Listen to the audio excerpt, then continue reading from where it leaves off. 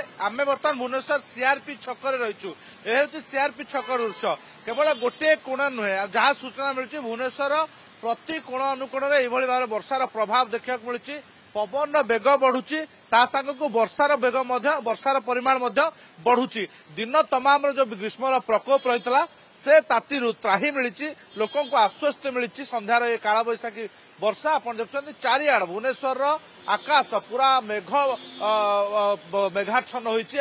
चारिआडे कलाहांडिया मेघर आस्तरण देखा मिलूँ दिन तमाम जो भाव में तापमात्रा रही पारद उपर मुहा रही लोके ताती त्राही पाइबा डाकुले संध्यारे देखा मिली जहाँ पाणीपाग विभाग पूर्वानुमान करथिला अपराह्न भुवनेश्वर ट्विन सिटी समेत उपकूल ओडिशा जिला गुड़िकर काल बैशाखी प्रभाव देखा मिल ताही होइछे वर्षा देखा मिलूँ आप देखिए गत शुक्रवार गुरुवार भाव में संध्यार काल बैशाखी देखा मिलता राति 9:30 रु 10:30 पर्यंत घंटाटे धरी काल बैशाखी तार तांडव लीला रचिता अनेक समय डालपत्र भांगा सहित वर्षार परिमाण अधिक होता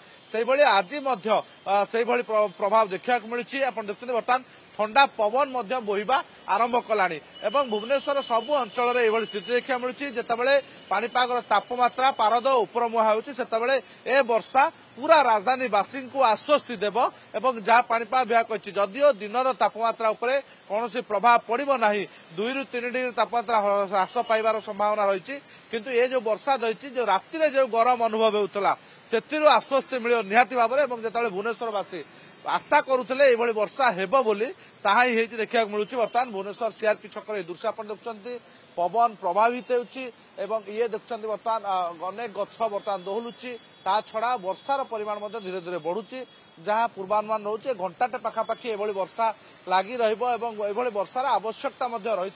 जो भाव लोके संतुली होते ये गरम प्रकोप ग्रीष्मर प्रकोप से आश्वस्ति मिली संध्यार काल बैशाखी वर्षा और दुई थर जो वर्षा है से निहाती भाव में प्रभाव पड़ुची रातिर जो तापमात्रा रोचे रातिर तापमात्रा निहाती यार प्रभाव जो भाव कष्ट